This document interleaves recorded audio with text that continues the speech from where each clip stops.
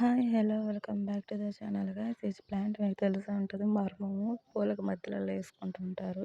చాలా స్మెల్ వస్తది. చాలా బాగుంటది ఆ స్మెల్. సో, మా కజిన్‌ని నేను ఎర్రమట్టి తీసుకురారా అంటే వాడు చెరుక్కొని బాగా నున్నగా తీసుకొనొచ్చాడు. ఏం ప్రాబ్లమ్ ఏం లేదు. ప్రాబ్లమ్ ఏందంటే మొక్కలకి అటు బాగోదు. మంచిది కాదనమాట. ఎందుకంటే అవి నున్నగా అయిపోద్దా, ఇప్పుడు చూడండి అది పేస్ట్ కిందకి అయిపోయిందనమాట. అటుంటే వాటర్‌ని బ్లాక్ చేసేస్తాయి అవి.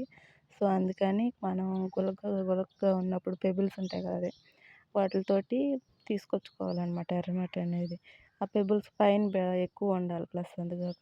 ఈ మర్మానికి ఏమైనా టిప్స్ ఏమైనా అడిగితే వీటిల నుండి గైస్ దీనికి ఇసుక పోస్తుండాలి. ఇసుక ఉండాలి దీనికి మెయిన్‌గా. అప్పుడే నీకు చిగురులేస్తాయి. నేనేం చేశానంటే 2 డేస్ బ్యాక్ నాకు ఇసుక దొరక్కపోయేసరికి ఎర్రమట్టితోటి కవర్ చేసేసాను.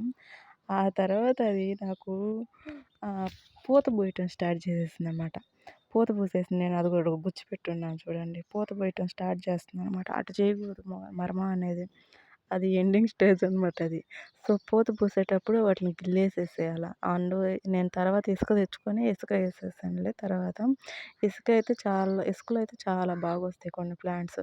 దాంట్లో మర్మం ఒకటి. అండ్ ఇంకోటి ఇవి స్ట్రెయిట్‌గా కొమ్మలొస్తా ఉన్నప్పుడే గిల్లుతూ ఉండాల. అప్పుడే మళ్ళీ చిన్న చిన్న కొమ్మలొస్తుంటాయి. సో, ఇది అప్డేట్ గైస్.